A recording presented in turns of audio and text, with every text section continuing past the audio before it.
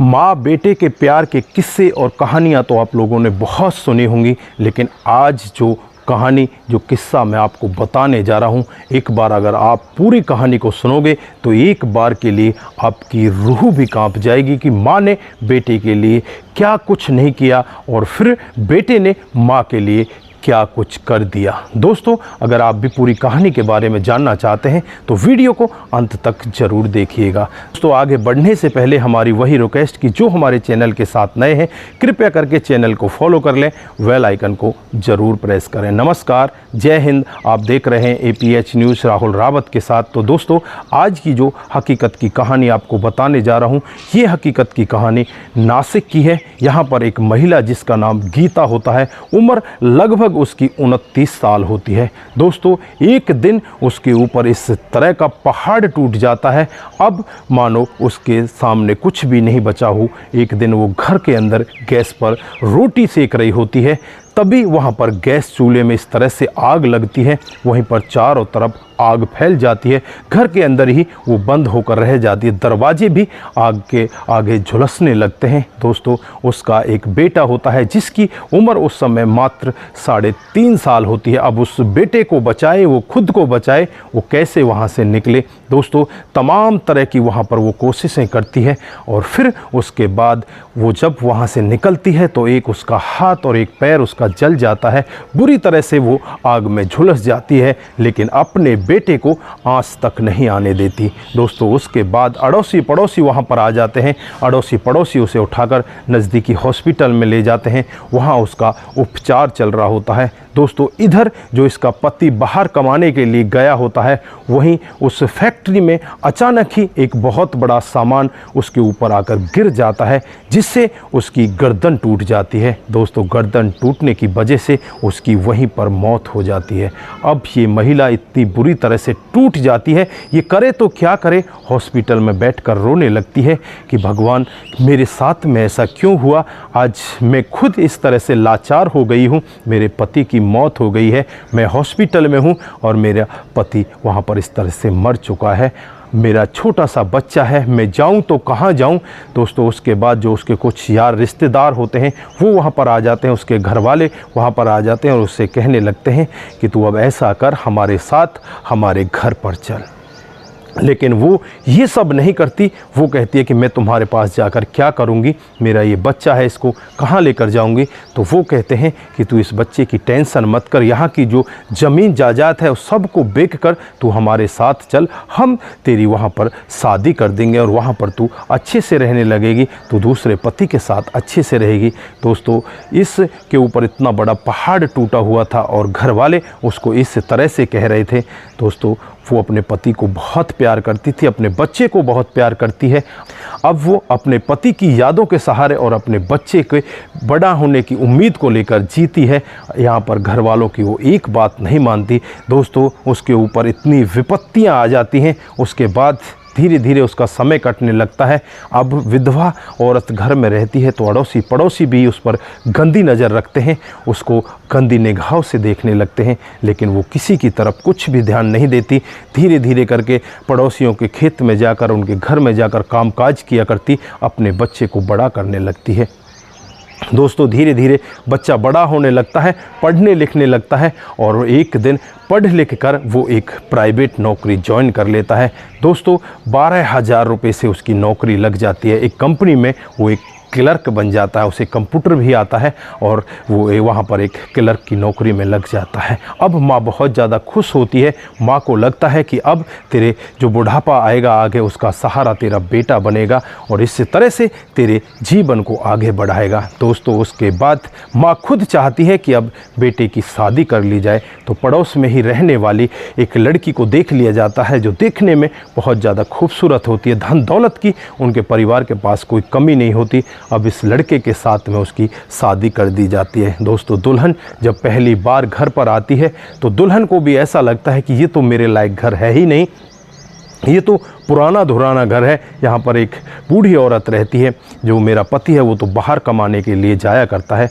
वो पहली रात को ही अपने पति से कुछ ऐसा कहती है जिसकी वजह से वो बेटा उससे साफ मना कर देता है कि मैं तेरे साथ में नहीं रह सकता, मैं तो अपनी माँ के साथ में रहना चाहता हूँ। वो कहती है कि मैं तेरी माँ से अलग शहर में रहना चाहती हूँ, तू मेरे साथ में शहर में रहे, वहाँ पर मेरे पापा हमें घर दे देंगे, एक फ़्लैट दे देंगे, उस फ्लैट में हम लोग आराम से रहेंगे और वहीं पर तुम नौकरी करते रहना, लेकिन माँ को यहीं छोड़ चल। लेकिन वो पहली रात को ही उसको मना कर देता है। तो यहाँ पर जो उसकी पत्नी होती है वो समझ जाती है कि ये माँ बेटे का प्यार इतना अच्छा बना हुआ है, इसको अब कैसे बिगाड़ा जाए। वो अपने मन ही मन सोचने लगती है कि अब इन माँ बेटे के प्यार में किस तरह से यहाँ पर आपस में खटास पैदा की जाए जिससे कि ये अलग हो जाए और ये पति मेरे साथ चलने के लिए तैयार हो जाए।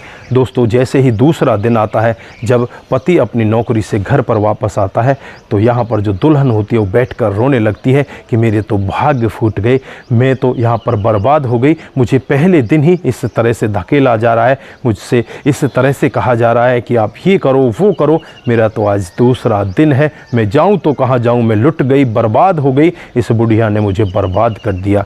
अब यहाँ पर बेटा अपनी माँ की तरफ देखता है और अपनी पत्नी की तरफ देखते हुए कहने लगता है कि तू मेरी माँ की तरफ इस तरह से निगाहों से मत देख और ना ही मेरी माँ को इस तरह से तू कुछ बोल। अगर तुझे रहना है तो मेरी माँ के कायदे कानून के हिसाब से रहना होगा, नहीं तो तू यहाँ से जा सकती है, मुझे तेरी कोई ज़रूरत नहीं है। दोस्तों, उसके बाद यहाँ पर जो माँ होती है वो अपने बेटे को कहने लगती है कि बेटा ऐसा मत कर, तू यहाँ पर अपनी पत्नी के साथ चला जा, वहीं पर इसके साथ रहने लग, मैं तो तेरी खुशी में ही खुशी हूँ, अगर तू खुश है तो मैं भी खुश हूँ। लेकिन यहाँ पर बेटा कहता है कि माँ मैं ऐसा नहीं कर सकता, मैं वहाँ पर नहीं जा सकता। यहाँ पर जो माँ होती है उसे जिद करने लगती है और कहती है कि बेटा तुझे जाना होगा, तेरी पत्नी है तू उसके साथ रहे, मुझसे मिलने के लिए तू आ जाया करना, लेकिन तू अपनी पत्नी के साथ रहे, तुझे मेरी कसम अगर तू नहीं जाएगा तो मेरा मरा हुआ मुँह देखेगा।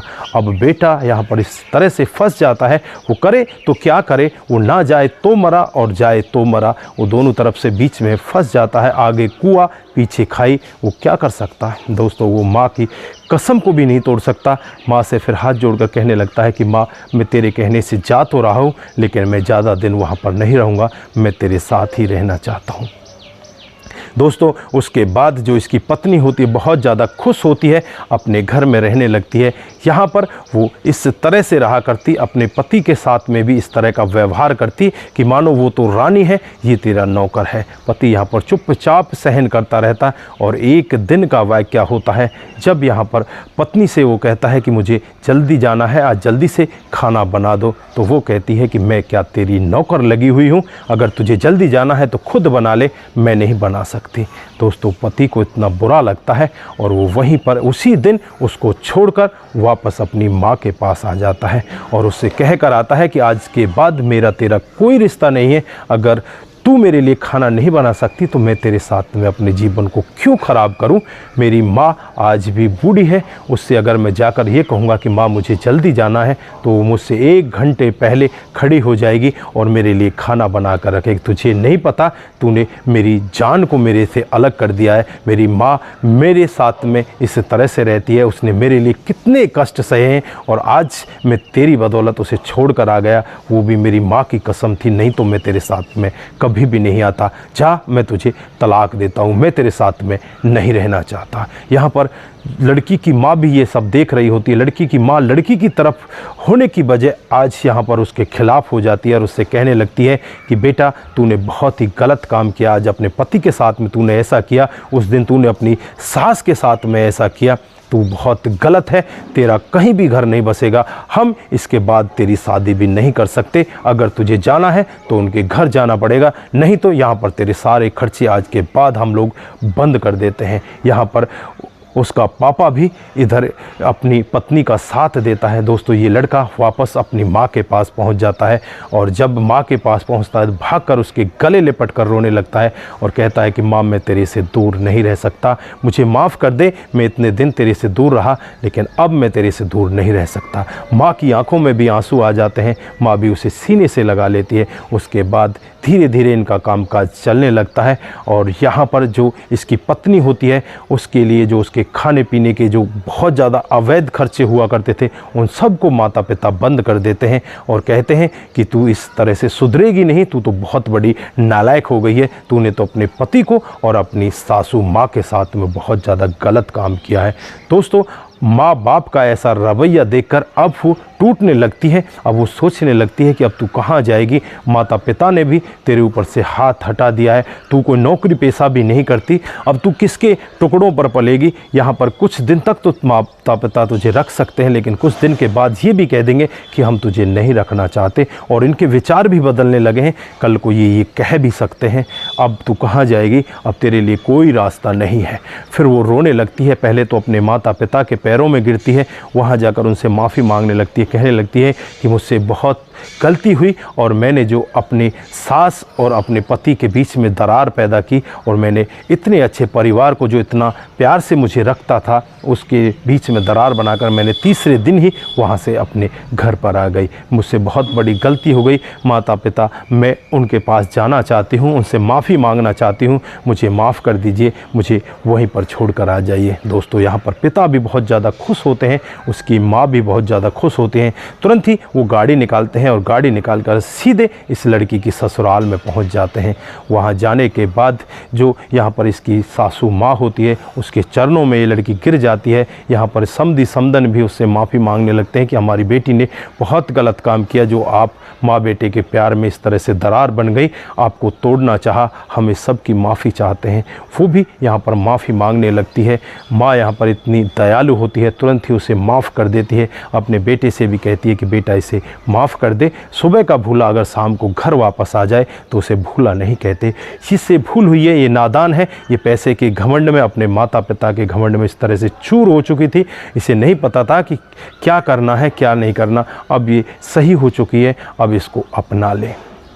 दोस्तों, उसके बाद वो बेटा भी उसे अपना लेता है और अपनी माँ और अपनी पत्नी के साथ बड़े आराम से रहने लगता है। दोस्तों, 2014 का ये वाक़या होता है, आज 2024 आ चुकी है कि 10 साल इस वाक़या को हो जाते हैं। अब उनको 2 बच्चे हैं, एक लड़का और एक लड़की। बच्चे भी धीरे धीरे करके बड़े होने लगे हैं। उन दोनों का और जो माँ होती है उनके बीच में इस तरह का प्यार बना हुआ है। आज वो माँ बेटी की तरह रहती हैं, सास और बहू की तरह नहीं रहती। उनका परिवार इतने अच्छे से चल रहा है कि मानो उसके परिवार में बहुत ही अच्छे लोग रहते हैं। दोस्तों, ये क्यों हुआ, यहाँ पर ऐसा किस लिए हुआ? अगर यहाँ पर उस लड़की की माँ, उसके पिता उसका साथ दे देते तो वो लड़की कभी भी वापस यहाँ पर नहीं आ पाती और अपने सास ससुर का या अपनी सासू माँ और अपने पति का कभी आदर नहीं करती। लेकिन माता पिता ने उसे ऐसा सबक सिखाया, वो टूटकर वापस उनके चरणों में ही चली जाती है। तो दोस्तों, हर माता पिता को इन माता पिताओं जैसा होना चाहिए। दोस्तों, मैं तो ऐसे माता पिता को सलूट करता हूं कि ऐसे ही माता पिता हर घर में हों तो ये घर टूटने की कगार पर ना पहुंचे। तो दोस्तों, आप यहां पर क्या कहना चाहते हैं? आपकी जो भी राय है एक बार कमेंट बॉक्स में ज़रूर दीजिएगा। दोस्तों, आज के लिए बस इतना ही, फिर मिलते हैं किसी नए मोड के साथ। तब तक के लिए आप अपना ख्याल रखें, परिवार का ख्याल रखें, सतर्क रहें, सावधान रहें। नमस्कार, जय हिंद,